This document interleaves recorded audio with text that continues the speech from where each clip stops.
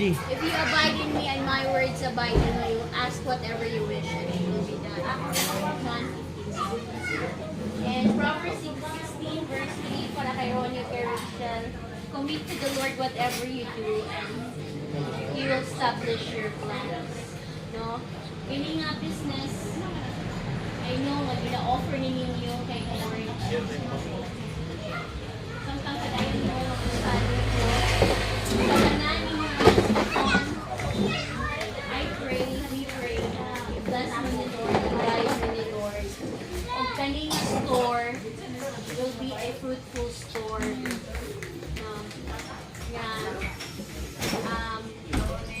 I know na experience nila ang favor. And ang ato mga pag-ampo nga, dili lang siya panandalian na favor, but long-lasting na favor.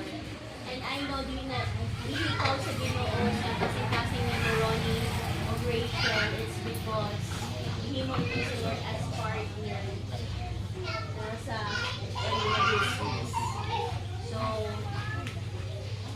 kung kayo sa babae din eh, ano may Ginoo ba ng ilang mga asawa? So, ato niyong i-dedicate, ano siya asawa? O isa kayo sila, asawa? Asawa diha. Asawa man. So, of course, our prayer na flow po ang, siyempre ang men, niduyog sa panalangin na gipiyal ni Lord para sa Kukamers family. So, witness ta sa dako kapagabuhaton ni Lord sa ilang isa ta sa mga witness that our declaration nga mahimo ni fruitful na store, productive na store, mabibo ni siya, in fact, very strategic na ang place na niya and pabor na daan sa 7,000 rako ganyan. Wait na pa sila rooms, extend pa sila for another business, then ay CR, grabe ang pabor sa Lord. Hindi paabot sa kukamas namin. And that is because they abide po sila sa presence of the Lord. Abide means stay well sa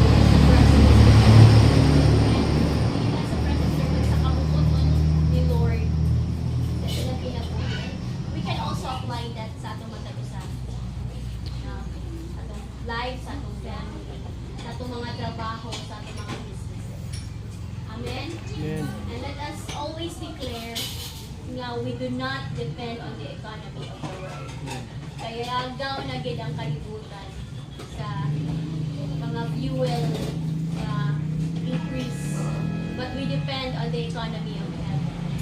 Yes, tingin sila nga, ay mahal na kayo, tag 100 kasi wawag tag 150. Yung ta mabala ka, maka-afford ka. Afford ka. Si Lord ang provide. Amen. Amen. Amen. Praise God. Yung na-affected ay basta pa dahil naging taga-ampo. Let us pray. Let's pray. Shell at Ronnie. Salamat po. Father God in heaven, Lord, we honor you tonight. Ang pasidungan, pasalamatan sa imong kaayo sa Kukamas family since the very beginning, O God. Matinul-anin ka sa ilang kinabuhi, Lord. Hindi mo sila gipasagdan. Lord, even sa ilang mga decisions, nakita lang mo ang tinuha sa ilang kasing-kasing, ang nakita sa ilang kasing-kasing, O God. And right now, Lord God, luol kami kanino uban sa pagpakulo sa mga samtang ikaw mapataas, Lord God, in the name of Jesus. We use this prayer, Lord God, symbolizing the presence of the Holy Spirit to dedicate this store, Abide store, in the name of Jesus. Lord, as I pour out oil, as the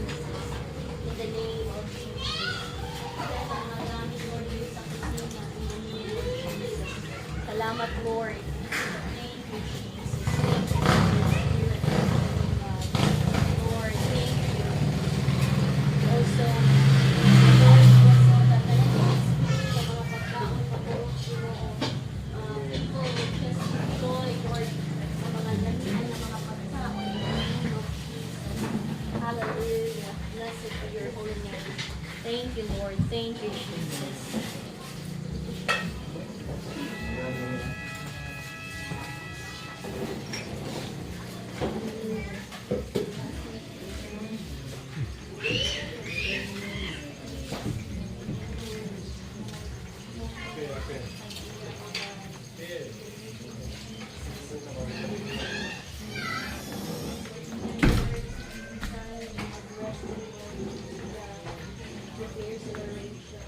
I pray, Lord God, na magkaroon ng peace ang bata, O God, in the name of Jesus. Let this place, Lord, even this place, in this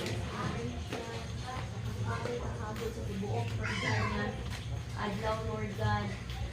Salamat, Lord, sa inyong comfort, sa inyong love, sa inyong embrace, sa inyong even, Lord, can you work for another extension of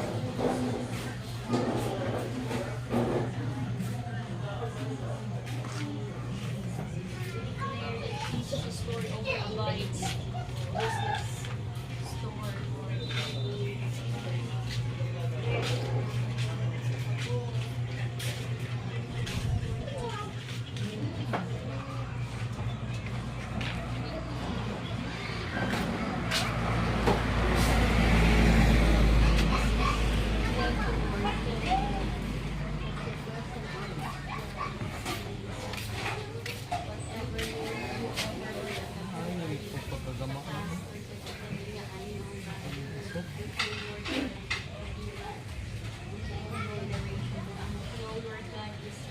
Spirit of love, joy, peace, so God, assurance, Lord, confidence, purity, knowing, oh God, how mabayad, mapataas, Lord God, sa tanan ng pagkakahatod. In the name of Jesus. Ronnie, Hallelujah.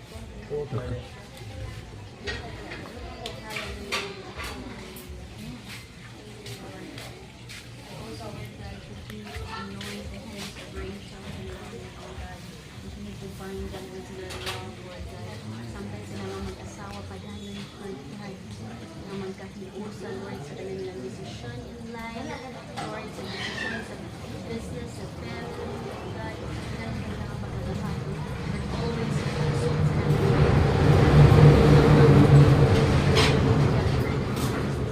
we remember their business, Lord God, sa Kabangkasan, Lord, dolayo ito, but your hands are not different as to reach out to step this.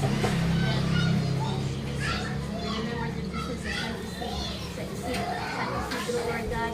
I pray, Lord God, ang tanan ng mga tao magisaligyan nila Ginoo, Lord, mo trabaho, Lord God, without, Lord God,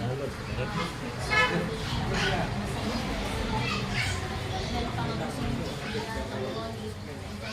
mo nakita mo lang kasing how much they wanted to help the ministry of God. And finally, Lord, that you are their business partner. Lord, prosper the works of their hands in the name of Jesus. Lord, salamat sa peace of Lord every day sa ilang pagpanarbaho o pagpangalaga ng Lord. Thank you, Lord, na pasidungan ka namo sa nanan, nagbubuhat mo sa katangas even if preserve ang ilang mga anak, si RR, si SS, si Victoria, si Zion, in the name of Jesus. Thank you, Lord. This is our prayer. We give you back all the glory and the honor and the thanksgiving this week.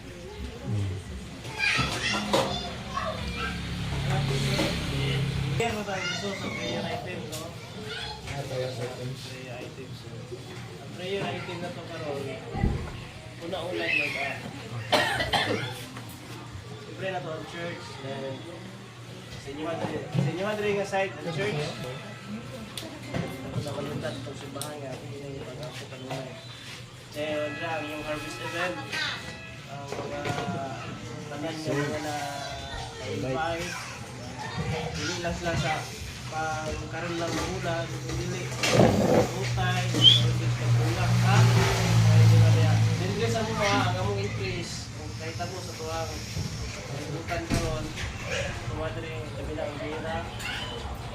Although na naman kita siya, di na ito na kuan. Ato lagi pag-apo tagan pa kita sa Ginoo kanang vision despite sa mga pagkakabo.